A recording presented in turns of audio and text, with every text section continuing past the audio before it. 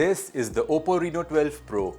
Yes, the Reno is already in its 12th generation because Oppo updates its lineup every 6 months. This phone is also quite different from the Reno 11 Pro because it goes all in on AI features, but at the cost of processing power.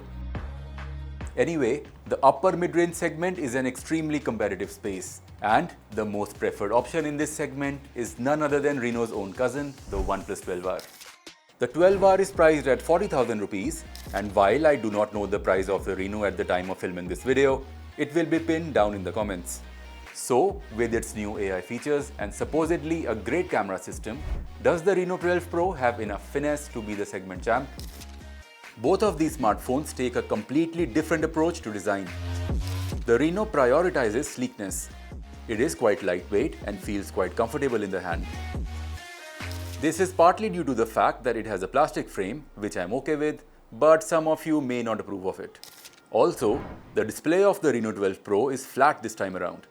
Oppo does call it a quad curved display because it tapers subtly around all sides, although the functional screen area is all flat. At the back, the smartphone has this distinctive matte and glossy color combination which gives it a bit of personality. This distinction is required because the rest of the design of this phone is quite generic.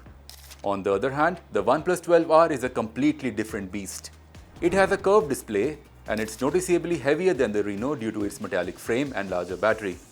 It does have a quality feel to it, but prolonged use of this phone can result in bit of a wrist fatigue.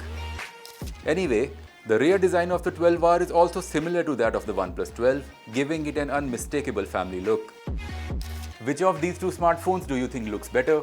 Let me know down in the comments. Both smartphones also have durability ratings, IP65 on the Reno and IP64 on the 12R. Cheaper smartphones nowadays come with IP68 ratings, so these ratings are definitely not the best. On the other hand, Gorilla Glass Victus 2 protection on both the displays is a welcome feature. Now let's talk about what lies under the hood because this is where things get really interesting. Oppo has decided to equip the Reno 12 Pro with the Dimensity 7300 Energy chipset. Now, I do not have the energy to explain these weird suffixes on Dimensity chipsets, but just know that they are not that important. What is more interesting is that this chip cannot quite keep up with the Dimensity 8200 that powered the Reno 11 Pro, let alone the Snapdragon 8 Gen 2 on the 12R.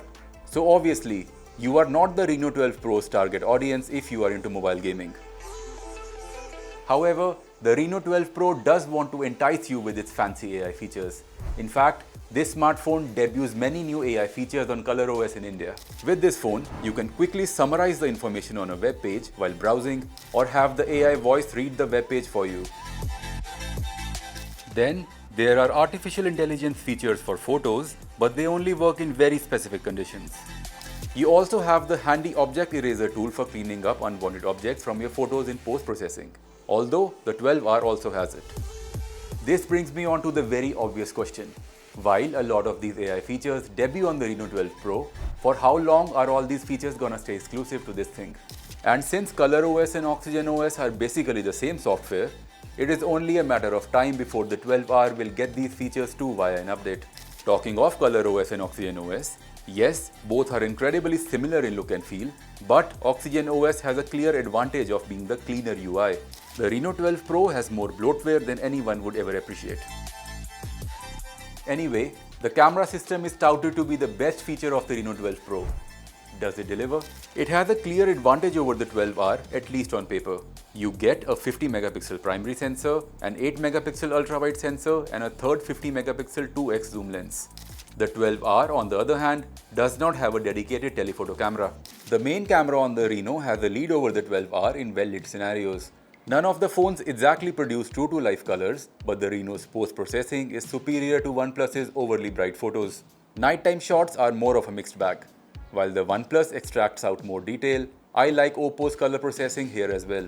The 8 megapixel ultra-wide cameras on both phones take serviceable shots, given there is enough light.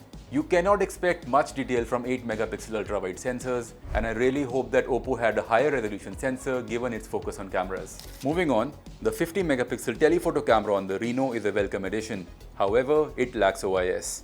So, you have to be careful while taking portrait photos in ambient light because they can easily get blurry. Video recording is not a strong point of either of these phones, although these videos are good enough for social media. It is important to note that the Oppo cannot shoot 4K 60fps videos, which is quite strange. On the other hand, the Oppo can do 4K 30fps with its selfie camera, while the OnePlus is stuck at FHD 30fps. Moving on, the Reno 12 Pro has a 5000 mAh battery, while the OnePlus has a 5500 mAh unit. Obviously, the battery life on the OnePlus is superior given its larger capacity. But the Reno is surprisingly frugal as well. This is mostly thanks to its power-efficient chipset. During my testing, the 12R gave around 8 hours of screen time with mixed to heavy use, while the Reno gave around 7.5 hours. Charging speed is 80 watts on the Reno and 100 watts on the 12R. Given their different battery sizes, both take approximately the same 40 minutes to get fully charged. Ultimately, choosing between these two is not that hard. The Reno 12 Pro is a light and comfortable smartphone to use with very good cameras and some cool AI tricks. Also, since this is primarily an offline market-focused smartphone, it is quite easy to get a fantastic discount on it at your local mobile store. The OnePlus 12R, on the other hand, is a powerhouse that is incredibly well priced for what's on offer. It also has the cleaner software of the two. So, which one out of these two would you choose? Drop a comment down below and let us know.